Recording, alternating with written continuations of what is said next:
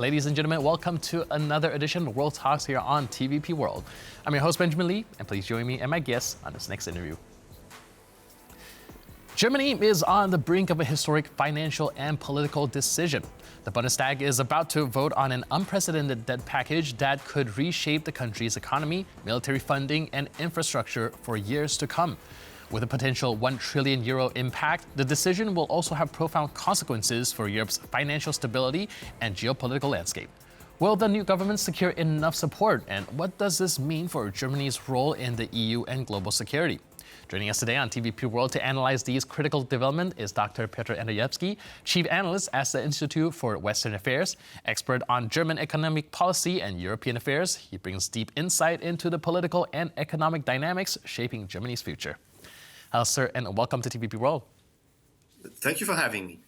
So we're looking at this discussion being had right now as we speak within the Bundestag. How likely do you think that they will actually approve this historical package? I think the probability is really high. Friedrich Merz said just today that he's very confident about this make or break spending vote. Well, but the thing is that he can't be certain for 100. I can't be certain, and he can't be certain for 100%. Why? Well, Friedrich Merz, the soon-to-be chancellor, himself said that he fully understands. There are some questions, there are some doubts, but he convinced the critics. However, there are 2 or 3 members of the parliament coming from his Christian Democratic Party who would rather stick to their decision not to back the bill today. So there is some level of uncertainty because the majority, the 2/3 majority required to reform the German constitution is not a very big one, and every vote will count. I have been already watching the beginning of the discussion because it started 15 minutes ago, and the attendance of MPs is really high. Both from the for all the parties, Christian Democrats, Social Democrats, the Greens, who are required, whose votes are required to pass the bill, but also the opposition, the Alternative für Deutschland, the AfD party, and coming also from the left. So we're coming into a very, very long discussion today, and I will be monitoring it for the rest of the afternoon. Right, like I mentioned, the turnout is a very good indicator on how pivotal this discussion is going to be. And a 2/3 majority is, of course, nothing to scoff at. Perhaps every vote counts. Now, according to you, there's, of course, oppositional forces when it comes to this decision, be it the AfD, be it the left, and perhaps a few seats here and there within other parties as well. What are their arguments against the debt break that is in discussion? Well, this discussion is actually much broader than just what happens within the Bundestag. The economists have been calling for the reform of the so-called debt break for years, and at the same time, the second half of the economists are against it. Well, let's start with the left. We have the Die Linke party, who's going to join the next Bundestag, in the next term of the German Parliament, and they are not against changing the debt break, but they don't want it to be spent on the military.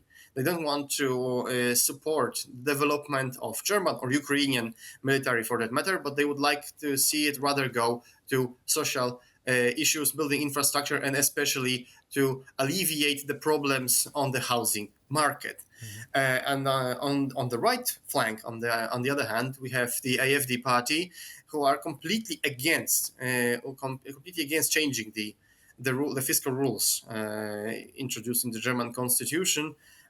Simply because this will be, as they say, more debt for future generations that will have to be paid in higher taxes.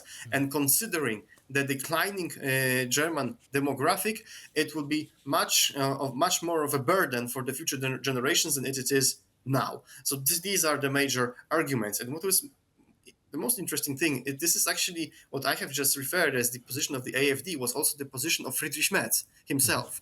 And he did a complete 180 degrees turn in this regard right after the elections.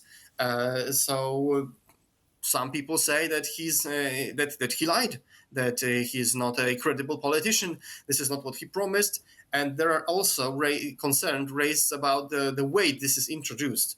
It's already after the elections, but the meeting of the current Bundestag, of the current German parliament, is still the former term. This is not the new parliament that has been elected. These are the last days actually of the term of the ending term of the Bundestag, and the question is whether is it actually democratic to change the constitution with a Bundestag, with a parliament that lacks the democratic legitimacy, because it has been elected, of course, but 4 years ago, not now. And in the new parliament, Friedrich Merz would not have a 2/3 majority for such a change. So this is the criticism. This is coming from the far right and from the far left, attacking the changes in Germany right now. All right, so there's a lot going into this discussion, like you mentioned, and of course, we'll have to see how that shapes out. So let's perhaps tackle some of the talking points that you just mentioned. The AfD and Friedrich Merz's previous position is about responsible spending, while the left is more focused on using these on social issues rather than defense. One thing that came into my interest is also the Greens have finally seemed to be on board with amending the debt brake, and as an exchange, they want more funding to go into climate initiatives and green spendings. So do you think with all these coalition partners all having their own demands, in order to actually start pumping money into defense, there's going to incur a lot more money that is actually earmarked for in the beginning, as they have to appease other sides of the aisle? Well, this is the art of the deal, so to say. Friedrich Merz had a huge mountain to climb, and convincing the Greens was one of the biggest challenges. But he managed to do it. Out of these 500 billion euros that are this new fund to modernize Germany's transport, energy, health, and communication infrastructure, the Greens managed to ascertain that 100 billion euros will go into the climate transformation fund. And this is important for them because just like 1.5 years ago, the Federal Constitutional Court of Germany deemed it illegal to transfer COVID funds into the climate transformation fund, which resulted in a fiscal crisis and a budgetary crisis and a political crisis just at the end of 2023. And this is sort of a comeback for the Greens. They can finally come back to implementing their green agenda into life. So this is the difficult art of finding a compromise. And so far, Friedrich Merz has been successful in it, and he wants more money for the military. He wants Germany to come back as the leader of Europe, and there was a crisis of leadership regarding that in the last 3 years. And without the reformed spending rules, he will not be able to do so. And therefore, he was really eager to go very far. And this is also interesting because Friedrich Merz was a huge critic of the Greens, of their green policies. This was one of the reasons that he was so successful in the electoral campaign. And yet now he had to make concessions political concessions to the Greens, and this is simply politics. Right, and speaking of politics, you also mentioned that the left is more focused on increased spending in social issues. Do you think that the same kind of deal could be made on Friedrich Merz's part to offer them some sort of budget for some social programs in order to get them on board when it comes to breaking this debt brake, which, like you mentioned, was already something that they wanted to see happen in the first place? Well, I would be actually more skeptical here. The Linke party, the left party, is much more ideological than the Greens, and it's much more pacifist. The Greens, in comparison, have a more hawkish position. Robert Habeck was one of the more hawkish politicians in the government of Olaf Scholz. And he was always in favor of supporting Ukraine. He was always against Russian imperialism. And this is something that cannot be said about the post-communist Die Linke Partei, the Linke Party. And it would be much, much harder to convince them. And they stated it very clearly that they will not support any spending on the military, which is of vital importance for Germany and for Friedrich Merz as chancellor. Right, so that leads us back to the fiscally conservative or fiscally responsible argument that has been raised by the FD and as well as pre-election Friedrich Merz. Do you think that Germany will have an issue balancing all this extra spending and having its national debt increase from like about 60% right now to potentially even up to 90% of its whole GDP?